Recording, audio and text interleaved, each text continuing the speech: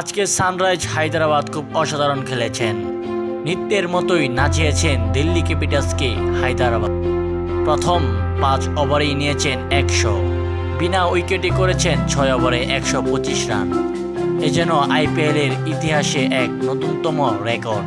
ঝড়ের গতিতে মারছেন 4 এবং 6, মাত্র 32 বলে করেছেন 89 রান।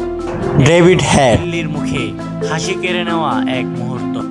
20 ওভারে 7 উইকেটে সানরাইজ হায়দ্রাবাদের সংগ্রহ 266 রান। আজকের আইপিএলের এই ম্যাচটা দেখে অনেকেই অবাক হয়েছেন। ক্রিকেট ইতিহাসে মনে হয় এই প্রথম 5 ওভারে 100 রান সংগ্রহ। তারপরও কমতি ছিল না দিল্লি ক্যাপিটালসের।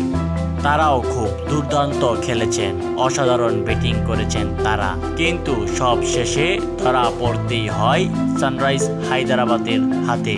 তাদের হায়দ্রাবাদ যেমন ব্যাটিংয়ে খেলেছেন দুর্দান্ত, তেমনি বোলিংয়ে করেছেন অসাধারণ বল, যে কারণে এই রান পেরিয়ে আসতে পারেনি দিল্লি ক্যাপিটালস।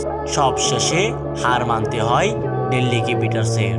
দর্শক, চ্যানেলটি একটি সাবস্ক্রাইব করবেন, সাথে থাকবেন পরবর্তী খেলার খবর নিয়ে। আমাদের এই চ্যানেলটি আপনাদের জন্যই, একটি সাবস্ক্রাইব প্লিজ।